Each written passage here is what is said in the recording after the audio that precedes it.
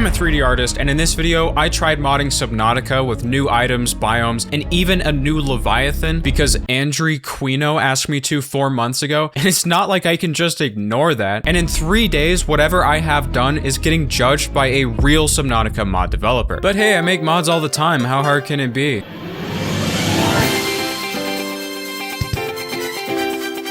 The easiest thing to make in this game is a new item. So for my item, I think I want to add one of those rubber chickens. You know, the super annoying ones that do the— hold on, what is this glorious title YouTube auto-translate is blessing me with? But I'm not sure how you even install mods for this game, much less make them myself. But hey, nothing a couple tutorials can't fix, am I right? 40 minutes? I can probably figure it out. Name, rubber chicken. Description, emotional support device. An icon, I guess I can open Blender in my channel about 3D art. All right, see, that wasn't so bad. As you can clearly see, it is an item and it is a chicken. And if we drop it on the ground, you'll be pleased to see that You'll be pleased to see that I made it about 50 times larger than it should be, but it makes up for that by having physics measured in seconds per frame as well for some incomprehensible reason. This is supposed to be the easiest thing to make, so that's pretty unsettling news for the rest of this experience, but I'm sure I'll have this fixed no problem. 1 hour later. Oh, it finally works. I've never seen a more beautiful chicken in my life. So what does it do? What doesn't it do? Everything. You just throw it and it squeaks when it hits something. That's it. And what's great about that is that this is 100 lines of code. It sounds so haunting underwater. Like you could convince me this is a creature sound you hear in the base game. Well, I can't find it anymore. Guess that's it. Oh, I should add a crafting recipe. All right, for the low price of 2 silicone, you too can be the proud owner of the chicken's missing. The chicken's this is gonna take an hour to fix, isn't it? 2 hours later. Please, please, please. It works. Oh, that took way too long. And it's got the animation on it. We are so back, ladies and gentlemen. But I can't rest on my laurels yet because this was the easiest feature out of the 6 I have planned for this mod. And if I'm gonna impress the mod developer, I'm gonna need to pick up the pace ASAP. For my next model, I started with a basic cube. My big goal for this mod is to add a new Leviathan and a new weapon to fight it with. But to do that, we're gonna need a new material you can craft it with. Now, most items in this game are made from random junk you pick up off the floor. I'm great at the making junk part, but how do you get it on the floor? That's a good question. Well, first you have to actually make the item. I'm going with iron ore for this one, and I've already done this once, so it's a really simple 2-step process now. Step 1, Red Bull. Step 2, make a model in Blender. Set up the lighting and camera to make an icon. Make the icon. Export the model. Download this exact crusty old version of the Unity engine. Import the models and textures and turn them into a prefab. Add the prefab to an asset bundle. Export the asset bundle into your assets folder. Write a bunch of code, and then it still doesn't work, and then maybe I'm just not cut out for this line of work, man. Like, I know I play it up for the camera, but maybe I'm just not smart enough for— oh wait, it works now? Okay, never mind then, I'm literally a genius. In Minecraft, this would have taken 5 minutes, man. At least it's done now and I can check it off the list. Wait, don't you need the ingot too?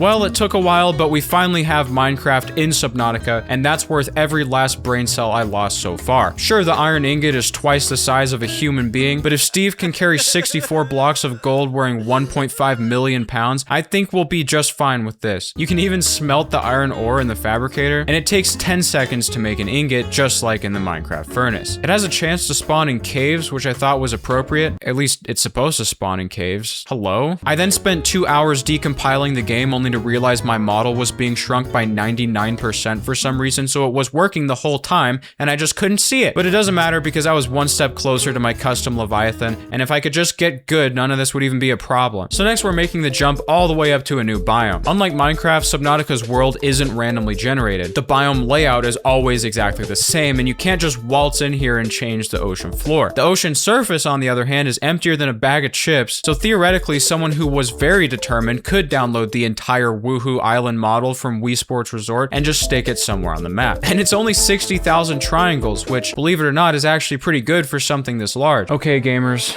time to see if this thing works. I would be shocked. I would literally— yes! It's so dramatic. Oh, that's so good. This place is huge! Okay, but how do I even get up here if it's so— are the docks the perfect height? No, just barely. Can I build? Okay. And welcome, ladies and gentlemen, to beautiful, sunny— why is it wet? What if we added the sports? Like, you can play tennis on there. This is some weird level geometry. That's just part of the challenge, though. That's part of the design of the mod. Can I give myself, like, the prawn suit? Or what's it called? What happened here? Okay, this is, I have to stop. Like, this is right at spawn is probably the single worst possible location for this. So I moved it behind the other floating island. It really feels like you're discovering an ancient civilization in the jungle. I ended up wasting a lot of time just walking around this place. I mean, the possibilities here are endless, but I wasted even more time not realizing I didn't have to swim over to the dock every single time like this. Subnautica has commands just like Minecraft does, and I just didn't think to learn them. Want to move faster? Just hit speed 5 in the console and you'll be moving like a Ford F-150 on mountain curves at 2 a.m. Need an item? You're never gonna guess what the command for that is. Item, exosuit. Is that really an item? Why not at this point? Here's an item. Ghost Leviathan 100.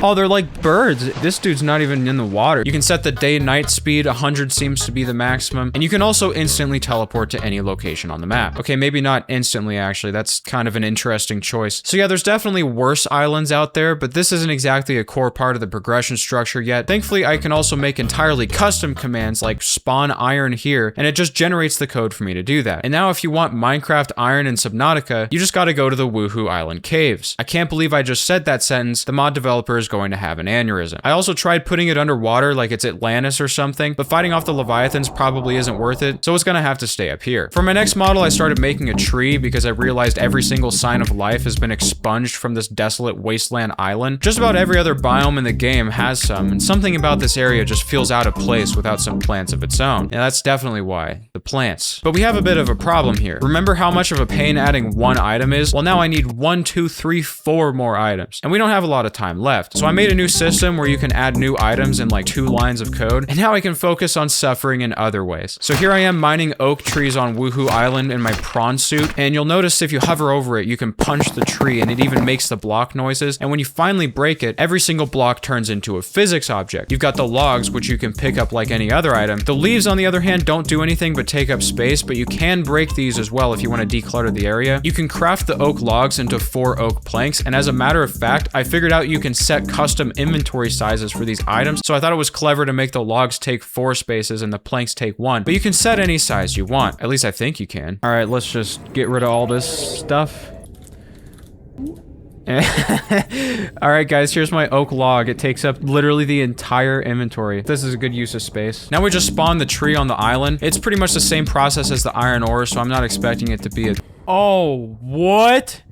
To be honest, I've been dreading this, but once I fixed the tree, it was finally time to start making the Leviathan. This is what I've been building towards the entire video, so it's gonna have to outshine everything I've made so far. A lot of Subnautica creatures seem to be based on real-life deep-sea creatures. The Ghost Leviathan, for example, reminds me of giant siphonophores. I mean, they look pretty similar, they glow in the dark, and they can also be like 50 meters long. So for mine, I want to use a deep-sea creature as well. So I started dumping everything I could find onto a Millinote board to figure out what would look the creepiest. And well, there's no shortage of good options. Big fin squids, that's a classic. These things are called gulper eels on account of them being able to eat things larger than their own body. This thing's literally called the flying spaghetti monster, and it's a carnivorous mass of tentacles that can get to several meters in length. Man, just send me to the Subnautica planet at this point. Also good to know that we've only explored 5% of the ocean, so you know it gets worse than this. I think for my Leviathan, I'm gonna go with the big fin squid. Honestly, just because it looks the easiest to model. Millinote's really useful for laying out your ideas visually in situations like this. It's a lot easier to organize things this way as opposed to spamming images in a document somewhere. I also managed to find 3D models for tons of these deep sea creatures on Sketchfab, except the flying spaghetti monster because it has the same name as the central deity of Pastafarianism, and there's like a whole religion around it or something. But I really like how Millinote embeds the 3D models on the board, so I don't even need to leave the page to look at the references. They also have a mobile version so you can keep working on your ideas no matter where you are. I make YouTube videos, so I don't leave my house, but if I did, this would be fantastic. I'm keeping a separate board for the other Subnautica creatures too, so I can reference them. Millinote lets you put boards within boards, so I've got one for the concepts, one for the references, and one for all the ways people spell my name wrong in the comments, even though it's literally on the screen. Don't think I forgot, because I never forget. Wait, what was I talking about? Oh, right. Check out Millinote today using my link in the description. It's completely free to get started with no time limit, so there's no reason not to give it a try. Whether you're working solo or part of a team, Millinote has got you covered on desktop and mobile. Big thanks to Millinote for sponsoring. Let's get back back to the video. To get this Leviathan fight to work, I'm gonna start by making a new weapon to fight it with. Now there's a lot of ideas for things I could make, but most of these would probably send me into a coma trying to get it done in half a day. I decided to do the Master Sword from Zelda because it's technically a ranged weapon, but I wouldn't have to make any new animations, since I can just steal the ones they're using on the knife. The only way to get this is to craft it out of 4 iron and 4 planks, which isn't nearly difficult enough, but we can worry about balancing later, okay? We got bigger problems to deal with. Okay, so the sword may be a little large, but we're also holding it the wrong way.